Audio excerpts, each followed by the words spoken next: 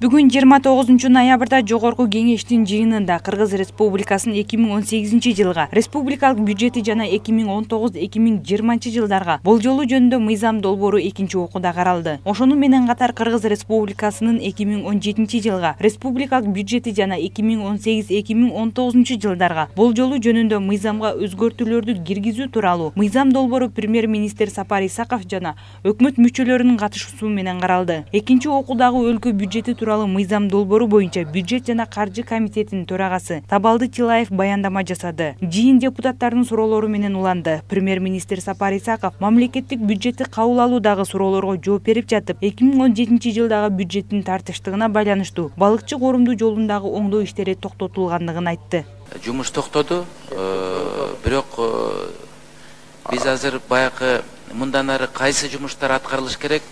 Себеби 3-чү дүйнөлүк көчмөндөр оюндары келет ба, жолду көп бузбай, ошо даярдалган жолдорго асфальт бассакпы деген ой болуп атат. 600 миллион сомдук каражат керек болуп атат да, ошондуктан биз эмки жылга ал каражатты табабыз. Жыйында депутат Айтмамат Назаров Кыргыз Республикасынын өкмөтүнүн сунуштаган өлкөнү өнүктүрүү божомолу катардагы эл өкмөттүн программасы деп экономика министрлиги тарабынан өнүгүү жаатында жаңы демилгелер көтөрүлбөй жатканын сынга алды. Ошону менен катар эл өкүлү айрым чечилбеген маселелердин баарын эле айыл өкмөттөрүнүн бюджетине киргизип коюу туура эмес экендигин айтты. Жаш өкмөт көп иштерди аткарат деген чоң үмүттөбүз. Бирок силердин алып келген прогнозуңар, мына бир топ депутаттар айтып кетти, бул катардагы эле өкмөттүн прогнозу. Энергетика тармагында, жол тармагында, кредиттөө тармактарында чоң иштер аткарылып атат. Өбөлгө түшүп атат экономиканын өсүшүнө. Бирок силердин 3,6 деген прогнозуңар бул жөнөкөй эле прогноз да. Мен сиздин бул жерде экономика министрлигиңиздин инициативасын көрбөй турам. Экономика министрлигиңиз бар жоктун ортосунда. Эч кандай сунуш жок, жаңы инициатива жок, жаңы идея жок. КСДПК фракциясынан депутат Улан Примов 2018 жылдын бюджетинде жоготуулар болсо, жоопкерчиликти ким ала турганын өкмөттүн мүчөлөрүнө суроо салды. Эгерде Сапар Жумакадырович ушул айтылган параметрлер аткарылбаса, киреше чыгаша жагынан ким кандай жоопкерчиликти алат? Кайсыл жетекчи жылдын жыйынтыгы менен тиешелүү жоопкерчиликке тартылат? Кандай чараны көрөсүз? Ошол боюнча бир айтып койсоңуз стенограмма үчүн. Катуу чаралар көрүлөт. Себеби мына мен баягыда да айтып кеттим. Ошо баягы безответственность да, кээ бир министрликтер өзүнүн баягы түзмө-түз милдетин аткарбай, ошол ПГИ программалары аткарылбай калып атат да. Жөн эле баягы келип же кагазды кармап алды, бир 2 жума, 3 жума, 1 айдан бери кармап отура берет экен. Ошолорду, конечно, жумуштан кетириш керек. Сөзсүз ошондой чаралар көрүлөт. Билим берүү тармагында натыйжалуу реформа жүрбөй жаткандыгын, жасалып жаткан иш-аракеттер жетишсиз экендигин депутат Максат Сабиров көтөрүп чыкты. Дүйнө жүзүн кыдырган туристтердин 30%-ын Кытай жарандары түзөрүн мисал келтирген депутат Махабат Мавлянова кошуна турган мамлекет менен туризм тармагындагы кызматташуу колго алынбай жатканын айтты. Өкмөт башчысы Сапар Исаковдун айтымында туризм жаатындагы иштерди илгерилетүү максатында Маданият, маалымат жана туризм министрлигинен туризм департаментин өзүнчө бөлүп чыгуу боюнча ой максаттар бар экенин билдирди. Андан сырткары Махабат Мавлянова ички жана сырткы карыздардын айырмасы бирдей болуп жаткандыгын айтты.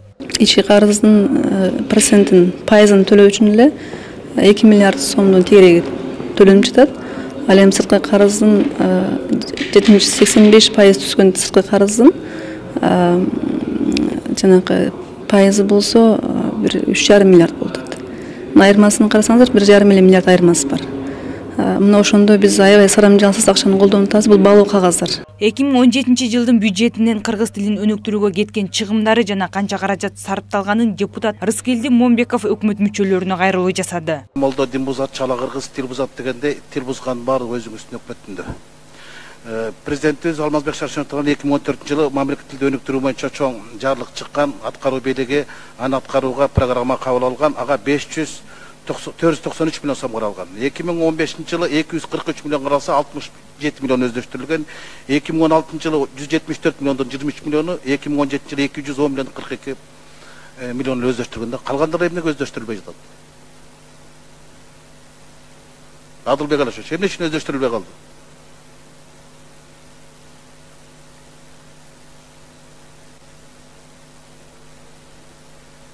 Комиссиясы қаяқта? Рыскелді Шыныбекович, бұл бермече... Жоқ, сіз толық жооп бере албайсыз, мен түшінем бұны. Бұл манша жоғарғы кеңесте жұмысшы топ түзілген, төрағаның протоколдық тапшырмасы бар. Біз иликтеп шықтық, жиликтеп шықтық. Улуттық тил комиссиясы мен Улуттық илимдер академиясы шығарған китептер ғана улуттық тилді өнүктүрүүгө арналған. Ал эми Маданият министрлиги менен Билим берүү министрлигине чегерилген акчалардын бардыгы кыргыз тилин өстүрө турган эмес, өлтүрө турган китептер чыгарган. Мына ушуну карап чыгыңыз. Менде далилдүү документтер бар, бир чакырсаңыз алдыңызга барын жайып берем. Акчанын карап атканын бардыгы булар жең ичинен эле басмаканалар менен байланышып алып туруп, коррупциялык схемалар иштеп кеткен.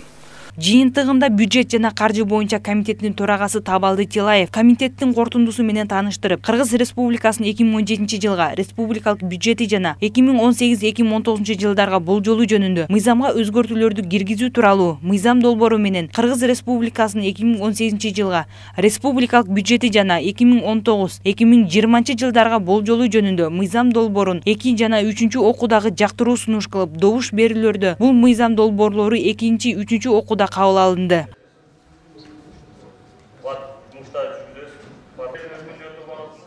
Аяна Мелис кызы, Азамат Жумаделов, Next TV күндүн темасы үчүн.